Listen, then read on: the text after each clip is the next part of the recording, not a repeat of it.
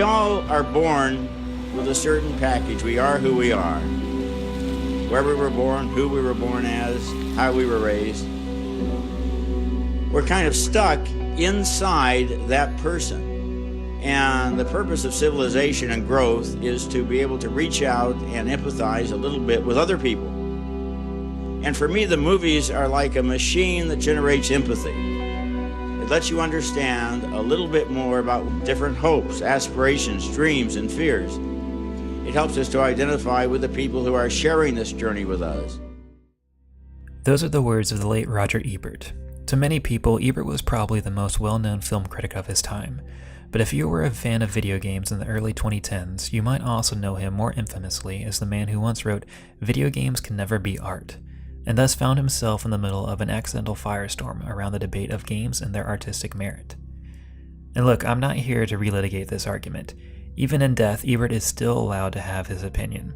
I certainly don't agree with his viewpoint, but I've always found the fervent defense of games as an art form by some of its most ardent fans more than a little bit embarrassing.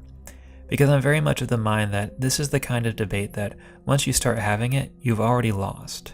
The funny thing is though, whenever I think of Roger Ebert, I always think of the quote about movies as machines that can generate empathy, and how in my mind that definition also perfectly applies to video games so well.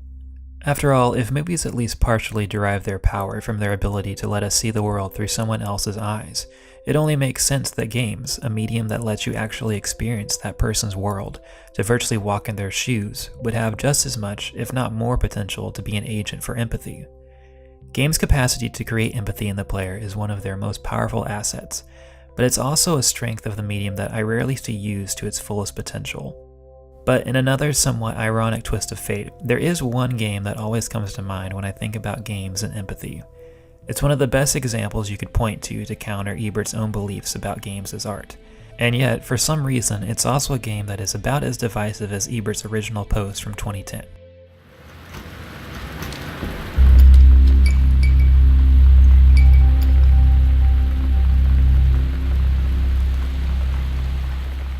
Gone Home is a game that is as famous for its near unanimous critical praise as it is unfortunately for the backlash that followed all its accolades.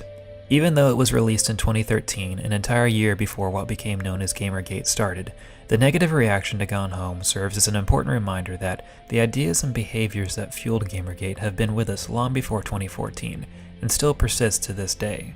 But how did this little indie game, where essentially all you do is explore a house and listen to a few audio diaries, become such a lightning rod? How did a game that takes all of about 2 hours to complete garner such an intense response, both positively and negatively? Well, that's a far more complicated matter than I can fit into just one video, so I'm going to try and only focus on the one aspect we started talking about in the intro, and that's its ability to generate empathy in its players. So how does Gone Home actually go about engendering this empathy I keep going on and on about? Well, I wish there was some big trick or revolutionary game design here for me to dissect and show you, but the truth is, Gone Home is really a game that finds strength in its simplicity. To briefly get into more specifics, in this game you play as Katie, a young woman coming home after a long trip abroad. While she was away, Katie's parents and her sister Sam have moved into a new house, and when she finally arrives, she finds her new home completely empty. So the player and Katie go about exploring the unfamiliar space, trying to piece together what has happened to her family since she left. With each new artifact that you find left behind by your sister, a short monologue from Sam will play recounting what has happened to her in the time since she last saw Katie. What starts as a somewhat tense mystery turns surprisingly quickly into a sweet and relatable story of the trials and tribulations of teenage romance, as Sam tells you about how she found herself in her first real romantic relationship with another girl at her school named Lonnie. It's a game that paints a portrait of a person by letting you interact and explore the space they live in, and rewards you by letting you listen to them tell their story in their own words. And broadly speaking, that's pretty much all there is to it. I could go on at length digging further into how the game operates, but none of these details would really explain how Gone Home managed to raise so many people's ire, or what the root cause for all the vitriol was in the first place. But if I were to posit a guess, aside from the fact that many people still judge a game's value based more on its runtime than its actual content, I would say that the biggest reason Gone Home had such a fervent backlash is the thing we've been kind of stepping around with all this talk of empathy. Gone Home is unabashedly about a type of person video games usually aren't built around.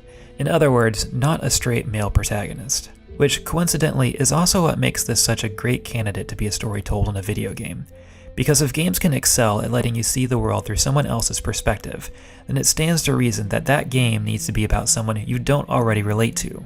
If you only ever play as someone who looks and acts like you or who you want to be, then you don't really have to do much heavy lifting to understand that character's worldview. And sadly, video games have historically been very bad at conditioning us to want to do this kind of mental labor.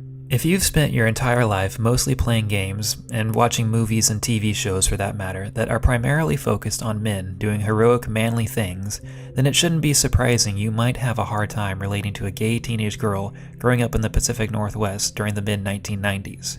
And that dissonance between what we've come to expect video games to be about and what Gone Home tries to offer is pretty much the cornerstone for the not really a game argument. Simply put, Gone Home and many other games like it undermine what a large portion of the gaming audience had believed their favorite hobby could and should be, and it turns out a lot of them really don't like it when you do that. Now, I do want to make a quick aside to clarify why I've been talking about the average fan of video games as specifically straight and male. Trying to figure out what the average person who plays video games looks like is a hard thing to nail down. Mostly because it's very easy to change the definition of the term gamer to skew the statistics in whichever way best suits your original hypothesis. But the reason I, for the purpose of this argument, say that the average video game fan is straight and male is because that is historically who video games have been marketed to, and who the largest publishers and developers have catered to with the types of games that they make. And that hasn't really changed all that much over time. Even in the wake of its success, most of the games that you could say draw at least some inspiration from Gone Home almost all hedge their bets in one way or another.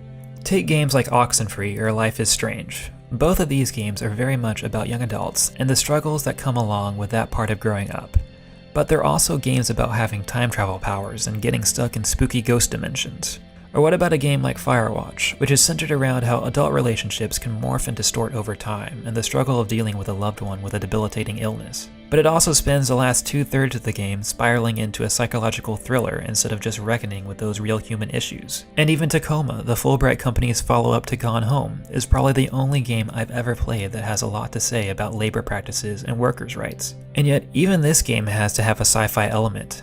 Instead of taking place in an Amazon warehouse in the middle of a teacher's strike, or I don't know, maybe a video game studio, all real places that have real problems with workers' rights, Tacoma is set in a futuristic space station with the ever-present threat of a potentially rogue AI. And I want to be clear, I really like at least parts of all of these games I just mentioned, and I certainly appreciate them tackling stories that aren't just save the world or rescue the princess. But I'd be lying if I didn't also admit that it's become increasingly frustrating to see these games get so close to really saying something, anything, about real human experiences, and yet being unable to let them exist on their own without any sort of high-concept wrapper to protect them. We can't have a game that's only about being a teenager, that's only about dealing with a sick partner, or that's only about workers' rights. And to be honest, it's still a little bit of a mystery to me why these creative decisions are made in the first place. Whether there are concessions made as to not alienate the assumed target demographic we described earlier, or if it's just a matter of creators not feeling comfortable pushing the envelope in this manner, it's hard not to feel like these decisions are starting to severely limit the kinds of stories games can tell. I truly don't believe that the two are actually correlated, but when you look at all of these games in relation to one another, it's hard not to feel like, in at least some small way, the backlash to the quote-unquote walking simulator has partially won. Now obviously, I've yet to mention all the wonderful indie games that are even smaller and less well known than Gone Home, that do continue to challenge what we define as video games, what kinds of stories they get to tell, and who gets to tell them. And believe me, I have a lot of love in my heart for these games, but they alone are not enough. Gone Home is one of the only games of its size or larger that I feel comfortable classifying as simply a drama. Not a sci-fi drama, not a fantasy drama, just a drama. That's basically an entire genre, one that is immense and varied in just about every other form of entertainment that's almost non-existent in games right now. The only person even coming close to doing this on a large scale, and who is routinely given enough money to even try, is David Cage. And I'm just going to be blunt here, it kind of pisses me off that he's apparently the best we can do in this department. So while Gone Home's peers haven't been able to push the goalpost as much as I would like, I still have to admit I'm probably being overly harsh with them, and I'm still more than happy to live in a world where they exist as opposed to the alternative. But we also need games that push our expectations at every level, both big and small. Part of the hope with all of the Game of the Year awards and critical praise that came along with Gone Home was that some of the ideas and principles would not only allow more games of its scope and scale to find wider acceptance, but for those ideas to also make their way up the food chain to more AAA developers, and some sort of reverse trickle-down economics. But now, 5 years removed from Gone Home's original release, that still hasn't happened, largely because we haven't really demanded it. Think of how vast the possibility space truly is for the kinds of stories games can tell, and how little variety there actually is within mainstream releases. Think of how much potential there is for games to be an agent of change and empathy. I want games that let you work in retail spaces or the service industry, so people that will never work a day in those jobs can learn what it means to be a better customer.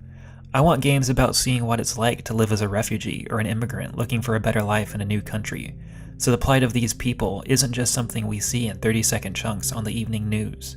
I want games about the struggle of being homeless in America, that accurately portrays how someone could fall into that life, and how hard it can be to get out of it. And I certainly want that game to be made by someone other than David f***ing Cage. And don't misunderstand me, I don't want these kinds of games in lieu of the AAA shooters and action games. I want them in addition to them. Because broadening our definition of what games can be will only make the kinds of games we already have even better. Of course, I'm not ignorant to the fact that my desires are in many ways a pipe dream, and there are many other systems in place to keep these changes from happening outside of just a lack of demand from the free market. But even if you're someone who's written one of the many negative Steam reviews for it, I'm here to tell you, you should want more games like Gone Home at every level of development, even if you'll never actually play them. Because if we go back to Roger Ebert and the argument over whether games can ever be art, the easiest way to win this debate is to gain a larger public acceptance of games in general. And do you want to know the fastest way to do that? Get more people to play games. Make games that appeal to more than the same group of people they've always been made for. If games truly are art, if they can truly function as machines that can generate empathy, then we owe it to ourselves to make more than the same 3 machines over and over and over and over.